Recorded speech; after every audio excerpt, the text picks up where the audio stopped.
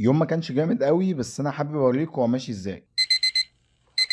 صحيت متاخر، صباح الخير يا معلم. فعملت قهوه بسرعه اما كنت صليت، وكلت موزه ونزلت مستعجل طبعا، وما كانش معايا فكه، فطنط اصرت ان هي تحاسب لي. تسلم يا ربنا يخليك، تسلم. بعد كده قرأت لحد ما وصلت، وكنت راكب مع امينيم بجد، وقابلت الشباب وقعدنا نسكيت شويه. بالتالي إن ده احسن جزء في اليوم اصلا، يعني بجد يعني بتبسط قوي وانا بسكيت. واول مره انزل تقريبا وسط ناس، دايما يا اما كنت بنزل الفجر يا اما المره بتاعه الايفنت اللي فاتت دي. عاش يا شباب. اول وقعه خالص، اول وقعه عادي. تاني وقعه. بعد كده سلمت عليهم عشان كان عندي كورسات. دخلت غيرت في محل لبس. الموضوع طلع كده، النظافه بقى اهم حاجه، النظافه. حضرت اول كورس كان اناتومي، بعد كده المورفو. مين في دول لور؟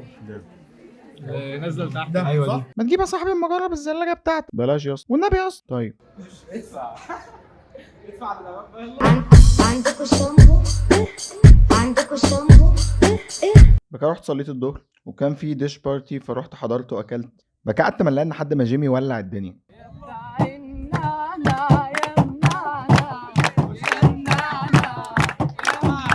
بقى قمت صليت العصر، والفيو هناك كان جامد، فاخدت كام صوره، واخدت صوره مع الدفعه بقى بالمره يعني.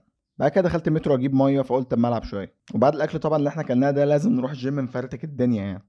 ولعبت رجل، والتمرين كانت جامده جدا، واديها بيبسي دايت. وما اكلتش يا جماعه الصراحه، ما اكلتش. يا شباب هات افتح يلا اديني اديني مفيش حاجه. ورحت اتفرج على لعب كوره مع اني ما بعرفش العب خالص. ونهيت اليوم بفيلم جامد.